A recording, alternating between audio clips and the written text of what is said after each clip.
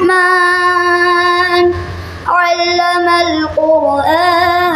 فکر آخرت ہوگی تو ترازو میں کمی بیشی کرنے پر آپ کو اللہ رب العالمین کا خوف لاحق ہوگا، اور بالکل آپ کے ذہن کے اندر، آپ کے دل میں بات یہ اترے گی کہ آج اگر میں نے سامنے والے کے ساتھ دھوکہ دہی کی اور اس کو ناپ تول میں کمی کی تو کل قیامت کے روز اللہ رب العالمین مجھ سے سوال کرے گا تو میں کیا جواب دوں گا.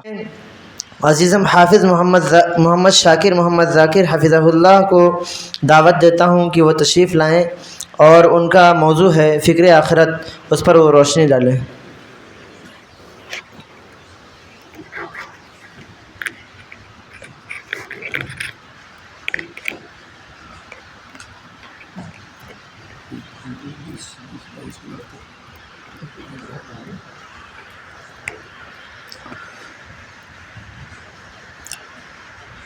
السلام علیکم ورحمۃ اللہ وبرکاتہ. الحمد للہ رب العالمین والصلاة والسلام علی سید الانبیاء والمرسلین نبینا محمد وعلی آلہ وصحبہ اجمعین، اما بعد. قال اللہ سبحانہ وتعالی فی القرآن المجید فاعوذ باللہ من الشیطان الرجیم بسم اللہ الرحمن الرحیم. کل نفس ذائقۃ الموت وَإِنَّمَا تُوَفَّوْنَ أُجُورَكُمْ يَوْمَ الْقِيَامَةِ فَمَنْ زُحْزِحَ عَنِ النَّارِ وَأُدْخِلَ الْجَنَّةَ فَقَدْ فَازَ وَمَا الْحَيَاةُ الدُّنْيَا إِلَّا مَتَاعُ الْغُرُورِ. صدر محترم اور امت اسلامیہ کے نوجوانوں، بزرگوں اور عزیز بچوں، اللہ رب العالمین کا بہت شکر اور احسان ہے کہ اس اللہ رب العالمین نے ہم اور آپ کو اس دنیا کے اندر مسلمان بنا کر پیدا کیا اور اسلام جیسی عظیم نعمت سے نوازا، اور پیدا کرنے کے بعد اللہ رب العالمین نے ہمیں یوں ہی نہیں چھوڑ دیا، بلکہ ہمیں دنیا اور آخرت کی تعلیم کے لیے دنیا میں زندگی گزارنے اور آخرت کو کامیاب بنانے کے لیے محمد مصطفیٰ صلی اللہ علیہ وسلم کو مبعوث فرمایا، اور یہ آخری نبی اس دنیا کے اندر آنے کے بعد اس امت کی اصلاح کر کر چلے گئے، اور آپ نے ہو بہو وہ تمام طرح کی معلومات جو اللہ رب العالمین نے اس امت کو پہنچانی تھی وہ پہنچا دی. آج کے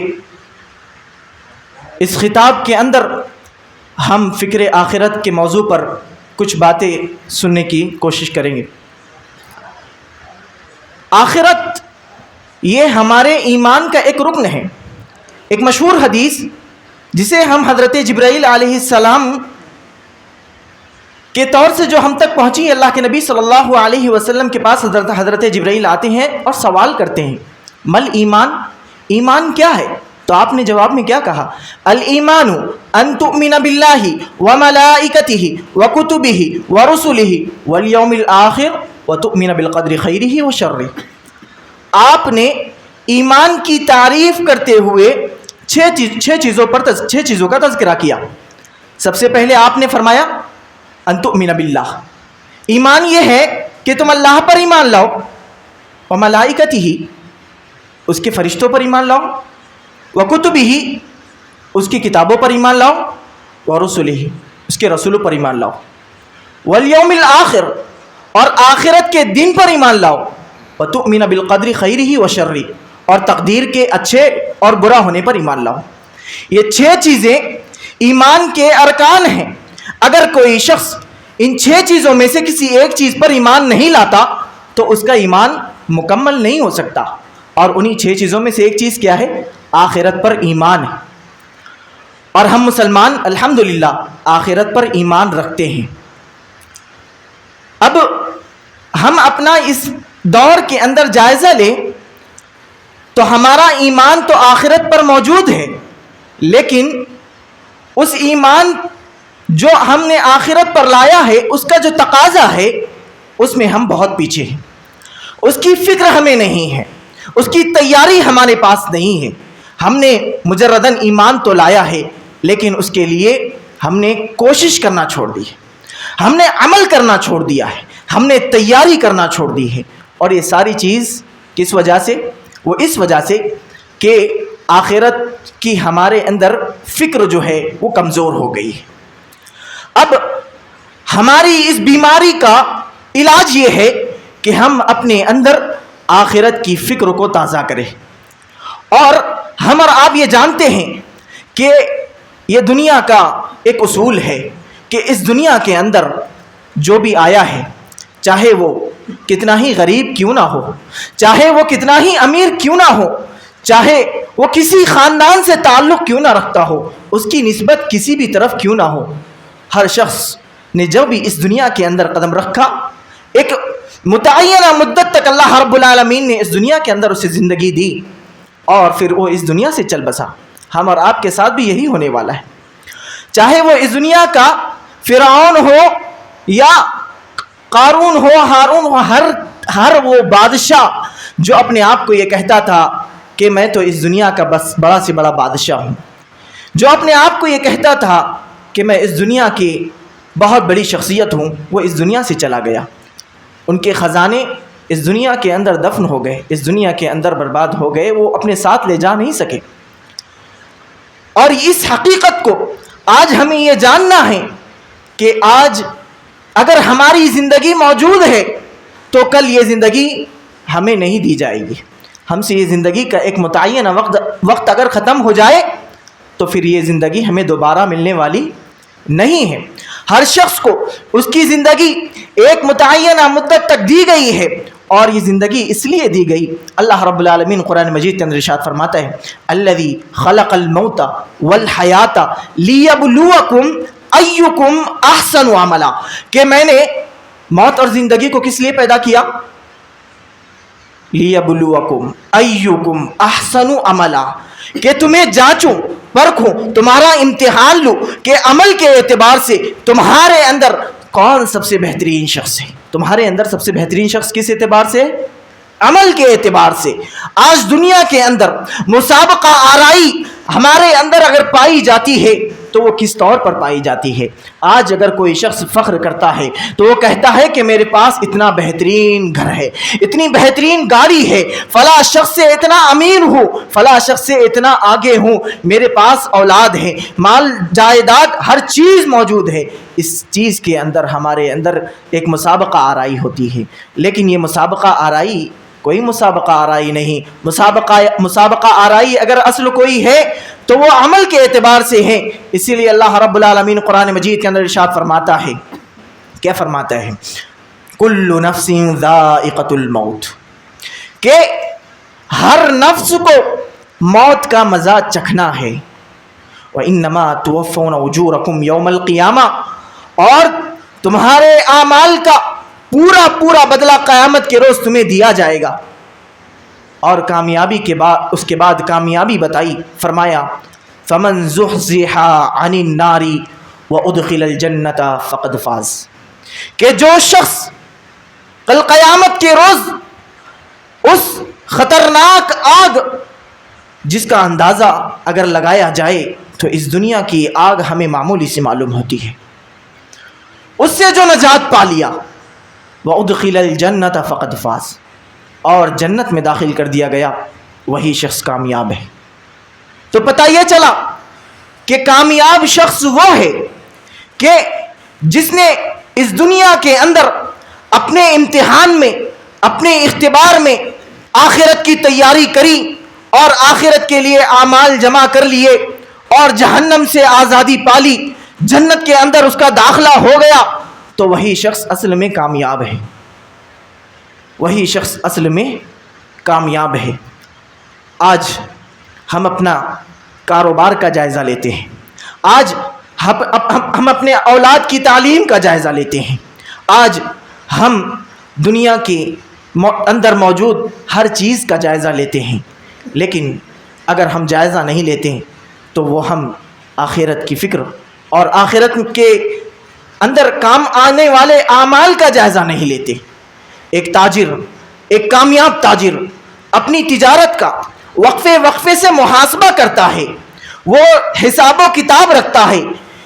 کوئی تاجر دن کے اندر اپنا حساب و کتاب کرتا ہے تو کوئی کچھ دن کے بعد ہفتوں کے اندر اپنی تجارت کا حساب و کتاب کرتا ہے, تو کوئی مہینہ مکمل ہونے کے بعد, تو کوئی سال کے بعد. بہرحال ہر کامیاب تاجر اپنا حساب و کتاب رکھتا ہے.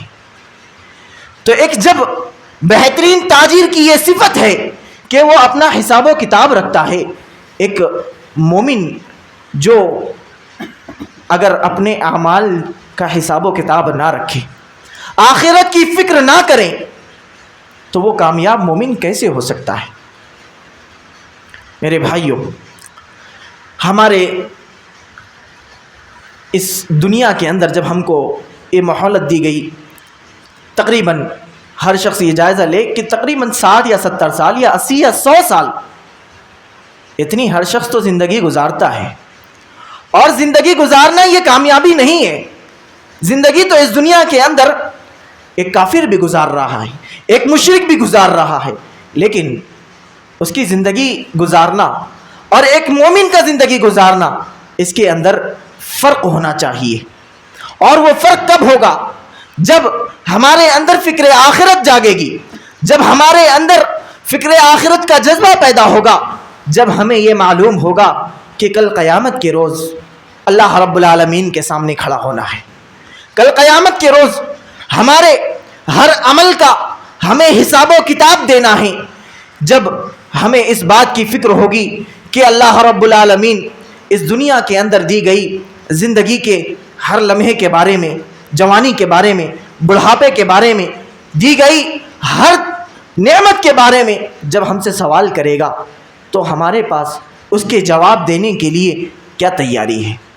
اسی لیے اللہ رب العالمین نے قرآن مجید کے اندر ارشاد فرمایا, یا ایھا الذین آمنوا اتقوا اللہ ولتنظر نفس ما قدمت لغد واتقوا اللہ ان اللہ خبیر بما تعملون. اے ایمان والو, اللہ رب العالمین کا تقوی اختیار کرو.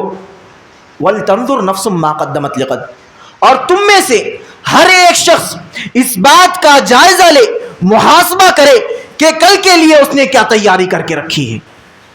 واتقوا اللہ, پھر دوبارہ اللہ رب العالمین نے تقوی کا حکم دیا, تقوی کی بات فرمائی کہ اللہ سے ڈرو. ان اللہ خبیر بما تعملون, یقیناً اللہ رب العالمین ہر باریک سے باریک چیز کا علم رکھتا ہے. اگر آپ اللہ رب العالمین کے خبیر ہونے پہ شک کرتے ہو, تو کل قیامت کے روز جب آپ کے ہاتھ میں آپ کا نامہ اعمال دیا جائے گا, تو آپ کہو گے مالی ھذا الکتاب لا یغادر صغیر, مالی ھذا الکتاب, کہ اس کتاب کو کیا ہو گیا ہے کہ اس نے ایک چھوٹی سی چھوٹی چیز کو بھی نہیں چھوڑا, ساری چیزوں کو لکھ دیا. صغیرۃ ولا کبیرۃ الا احصاها, ہر چیز کو اس نے شمار کر رکھا ہے. میرے بھائیوں, فکر آخرت کے تعلق سے ہمارے اندر جب تک کہ جذبہ پیدا نہ ہو, تب تک کہ ہم عمل کی طرف اس طرح گامزن نہیں ہو سکتے جس طرح سے ایک شخص فکر آخرت کی فکر رکھتا ہو. جب ہم فکر آخرت کی بات کرتے ہیں اور قرآن و حدیث کا مطالعہ کرتے ہیں اور ان آیتوں کو سنتے ہیں, تو ہمیں پتہ چلتا ہے کہ فکر آخرت رکھنا اور اپنے آپ کا محاسبہ کرنا یہ ہمارے لیے ضروری ہو جاتا ہے. یہ جو آیت میں نے آپ کے سامنے ابھی بیان فرمائی, وَلْتَنْظُرْ نَفْسٌ مَا قَدَّمَتْ لِغَدٍ, کہ ہر شخص اپنا محاسبہ کرے کہ کل کے لیے اس نے کیا تیاری کر کے رکھی ہے. اس آیت کے تفسیر میں علامہ ابن قیم رحمہ اللہ فرماتے ہیں کہ ہر شخص کو اپنا محاسبہ کرنا یہ اس کے اوپر واجب ہے. لہٰذا ہم اس دنیاوی زندگی کو آخرت کی زندگی پر ترجیح نہ دیں. اللہ رب العالمین اس دنیا کی حقیقت بیان کرتے ہوئے فرماتا ہے کہ یہ دنیا کھیل اور تماشا ہے, اس دنیا کی کوئی حقیقت نہیں ہے. بل تؤثرون الحیات الدنیا والآخرۃ خیر وابقی, کہ تم دنیاوی زندگی کو ترجیح دیتے ہو. یہ دنیاوی زندگی یہ کوئی دائمی زندگی نہیں ہے, دائمی زندگی اگر کوئی ہے اور بہتر سے بہتر زندگی اگر کوئی ہے وہ آخرت کی زندگی ہے اور ہمیشہ ہمیشگی والی زندگی ہے۔ اور ایک حدیث جس کے اندر ہمیں یہ بتایا گیا کہ عقل مند شخص کون ہے، شداد ابن اوس رضی اللہ عنہ بیان کرتے ہیں کہ اللہ کے نبی صلی اللہ علیہ وسلم نے فرمایا الکیس من دان نفسہ وعمل لما بعد الموت، کہ عقل مند شخص وہ ہے کہ جو اپنے آپ کا محاسبہ کرتا ہے، وعمل لما بعد الموت، اور موت کے بعد کہ جو مراحل ہے، موت کے بعد کی زندگی کے لیے عمل کرتا ہوں۔ اگر ہم آخرت کی فکر نہ کریں تو ہم عقل مند شخص نہیں ہو سکتے۔ آخرت کی فکر ہمارے لیے کرنا انتہائی ضروری ہے۔ آج ہم جائزہ لیں کہ آج کتنی نمازیں ایسی ہیں جو ہم اور آپ سے چھوٹتی ہیں، آج کتنے اللہ رب العالمین کے ایسے احکامات ہیں جو مسلمان ترک کر رہے ہیں، آج کتنے ایسے کاروبار ہم کرتے ہیں جس میں اللہ کی نافرمانی ہو رہی ہے۔ اگر فکر آخرت ہمارے اندر موجود ہوگی تو یہ نیند جو ہم فجر کے وقت اپنی بستروں پر گزارتے ہیں اور سوئے رہتے ہیں، اللہ کا خوف نہیں ہوتا۔ اگر فکر آخرت ہوگی تو یہ فکر آخرت بستر سے اٹھا کر ٹھنڈی کی اس موسم میں آپ کو مسجد کی طرف لے آئے گی۔ فکر آخرت ہوگی تو کاروبار اور تجارت کے وقت اذانیں جب مسجدوں میں ہوگی تو آپ اپنے کاروبار کو بند کر کے اللہ کی طرف رجوع کریں گے، نمازیں پڑھیں گے۔ فکر آخرت ہوگی تو سودی کاروبار کو آپ ترک کر دیں گے۔ فکر آخرت ہوگی تو ترازو میں کمی بیشی کرنے پر آپ کو اللہ رب العالمین کا خوف لاحق ہوگا، اور بالکل آپ کے ذہن کے اندر، آپ کے دل میں بات یہ اترے گی کہ آج اگر میں نے سامنے والے کے ساتھ دھوکہ دہی کی اور اس کو ناپ تول میں کمی کی تو کل قیامت کے روز اللہ رب العالمین مجھ سے سوال کرے گا تو میں کیا جواب دوں گا۔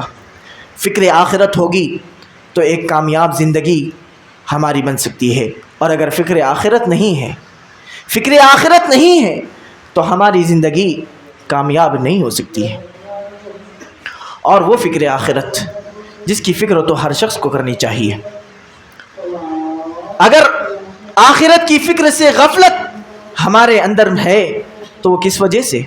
وہ اس وجہ سے کہ ہم نے اللہ رب العالمین کے عبادت، اس کے احکامات، اس کی تعلیم کو، اس کی تعلیم کی روگردانی کی، اس پر عمل کرنا چھوڑ دیا، اور ہمارے دلوں پر زنگ لگ گیا ہے۔ اگر ہم آخرت کے ان مناظر کو اپنے ذہنوں میں تازہ کریں تو ہم اپنے دل کو نرم پائیں گے اور اللہ رب العالمین کی طرف رجوع ہو کر توبہ و استغفار کریں گے۔ وہ مناظر جس کی ہیبت بہت ہی خطرناک ہے۔ اما عائشہ کہتی ہیں اللہ کے نبی صلی اللہ علیہ وسلم نے فرمایا کہ اس وقت آخرت کے دن، قیامت کے روز، جب سورج ہمارے سروں کے اوپر ہوگا، ہم اپنے پسینوں میں ڈوبے ہوئے ہوگے، ہمارے اوپر کپڑے نہیں ہوگے۔ اما عائشہ کہتی ہے اللہ کے نبی صلی اللہ علیہ وسلم کہ ہمارے اوپر کپڑے نہیں ہوگے، ایک شخص دوسرے شخص کو دیکھ رہا ہوگا۔ اللہ کے نبی فرماتے ہیں کہ اے عائشہ، وہ ایسا وقت ہوگا کہ ہر شخص اپنے آپ کا سوچ رہا ہوگا، اپنے آپ کو بچا رہا ہوگا، ہر کسی کو اپنی اطلاع، اپنی فکر ہوگی، کوئی کسی کی طرف دیکھنے کے لیے اس کے پاس وقت نہیں ہوگا۔ اس وقت کسی کا سایہ نہیں ہوگا، اللہ رب العالمین کا سایہ ہوگا۔ وہ وقت جس دن ہمیں نہ اپنی اولاد کام آئے گی، وہ وقت جسے نہ ہمیں اپنے والدین کام آئے گے، نہ اپنی بھائی کام آئے گی، نہ اپنے بھائی کام آئے گے، اور نہ اپنی بیوی کام آئے گی۔ یوم یفر المرء من اخیہ وامہ وابی وصاحبتہ وبنی لکل امرئ منہم یومئذ شأن یغنی وجوہ یومئذ مسفرہ ضاحکۃ مستبشرہ ووجوہ یومئذ علیہا غبرہ ترہقها قترہ۔ اس دن ہر کوئی ایک دوسرے سے بھاگ رہا ہوگا۔ میرے بھائیوں، آج ہم جتنی محنتیں اس دنیا کے اندر کرتے ہیں اپنی اولاد کے لیے کرتے ہیں، آج ہم جتنی محنتیں اس دنیا کے اندر کرتے ہیں اپنی زندگی گزارنے کے لیے کرتے ہیں، کیا کچھ محنتیں یا کچھ اعمال ایسے بھی ہیں جو ہم نے آخرت کے لیے کیا؟ بالکل نہیں۔ میرے بھائیوں، جب ہم اس دنیا سے جاتے ہیں تو ہمارے پاس 3 چیزیں ہوتی ہیں۔ ایک تو ہمارے اعمال ہوتے ہیں، دوسری وہ چیز جو ہم نے کمایا ہے، ہمارا مال ہوتا ہے، تیسری چیز وہ ہوتی ہے جو ہمارے رشتہ دار، ہماری اولاد ہوتی ہے۔ اور جب ہم اس دنیا سے جانے لگتے ہیں تو ہم اپنے ساتھ کیا لے کر جاتے ہیں؟ ہم اپنے ساتھ اپنی اولاد کو نہیں لے جاتے، ہم اپنے ساتھ اپنے مال کو نہیں لے جاتے، ہم اپنے ساتھ کس چیز کو لے جاتے ہیں؟ اپنے اعمال کو لے جاتے ہیں۔ اور جب ہمیں قبر کے اندر دفن کر دیا جاتا ہے تو 2 چیزیں لوٹ جاتی ہیں، اپنا مال لوٹ گیا، اپنی اولاد، اپنے رشتہ دار چلے گئے۔ اگر ساتھ آیا تو وہ کیا آیا؟ آپ کا اعمال آیا، آپ کا وہ عمل جو آپ نے اس دنیا کے اندر آخرت کے لیے کیا ہے وہ ساتھ آیا، اور باقی کچھ نہیں آیا۔ اسی لیے اللہ کے نبی صلی اللہ علیہ وسلم نے فرمایا کہ تمہارا مال تو وہی ہے کہ جو تم نے کھایا اور ختم کر دیا، اور وہ مال جو تم نے صدقہ کر کے آخرت کے لیے ذخیرہ کر لیا، وہی تو تمہارا مال ہے، اور باقی جو تم مال ہے وہ تو تم نے اپنے اولاد کے لیے چھوڑ کے جا رہے ہو، اور یہ مال تو تمہیں آخرت کے دن کام آنے والا نہیں ہے۔ اس لیے ہم اور آپ کو، جو آج ہر شخص دنیا کمانے کے پیچھے ہے، آخرت کی فکر اس کے اندر موجود نہیں ہے۔ فکر آخرت کو اگر سمجھنا ہے تو وہ مالدار شخص جسے ہم عثمان غنی کہتے ہیں، وہ مالدار شخص جسے دنیا امیر شخص سے جانتی ہے، وہ مالدار شخص جس کا واقعہ ہم اور آپ سنتے ہیں کہ جب آپ قبر کے پاس کھڑے ہوتے ہیں، آپ کے غلام فرماتے ہیں کہ حضرت عثمان رضی اللہ عنہ جب کسی قبر کے پاس کھڑے ہوتے تو اتنا روتے کہ آپ کی داڑھی تر ہو جاتی۔ لوگوں نے سوال کیا کہ کیا وجہ ہے کہ جب جنت اور جہنم کا تذکرہ کیا جاتا ہے تو آپ اس طرح سے نہیں روتے ہیں، لیکن جب قبر کے پاس کھڑے ہوتے ہیں تو بے تحاشا روتے ہیں؟ کیا وجہ ہے؟ حضرت عثمان رضی اللہ عنہ کہتے ہیں ان القبر اول منزل من منازل الاخرہ فان نجا منه فما بعده ایسر منه وان لم ينجو فما بعده اشد منه، کہ یہ قبر آخرت کی پہلی منزل ہے، آخرت کے منازل میں سے پہلی منزل ہے۔ اگر کوئی شخص یہاں کامیاب ہو گیا تو اس کے بعد جو آنے والے منازل ہے وہ اس میں بھی اس کے لیے وہ آسان ہے، اور اگر کوئی شخص اس پہلی منزل میں کامیاب نہ ہو سکا تو اس کے بعد جو آنے والے منازل ہے وہ اس سے خطرناک ہے۔ اس لیے یہی وجہ ہے کہ عثمان غنی رضی اللہ عنہ جب قبر کے پاس کھڑے ہوتے تو آپ کیا کرتے؟ روتے۔ کس وجہ سے روتے؟ اس وجہ سے نہیں کہ دنیا سے جانا ہے، دنیا میں زندگی گزارے بغیر جانا ہے، دنیا میں مال کمائے بغیر جانا ہے، دنیا کی خواہشات، دنیا کے اندر موجود ہر چیز سے فائدہ اٹھا کر جانا ہے، اس لیے نہیں، بلکہ آخرت کی فکر، قبر کے لیے تیاری، قبر کے سوالات کے جوابات، آخرت کے اندر جو موجود ہونے والے ہر وہ چیز جو اللہ رب العالمین ہم اور آپ سے پوچھے گا اور ہم اور آپ کو اس کا جواب دینا ہے، اس کے بارے میں روتے ہیں۔ یہ وہ عثمان غنی ہے۔ اس طرح کے کئی واقعات ہم مصعب بن عمیر رضی اللہ عنہ کے واقعات سنتے ہیں کہ اسلام کی وجہ سے آپ نے اپنے اموال کو چھوڑ دیا۔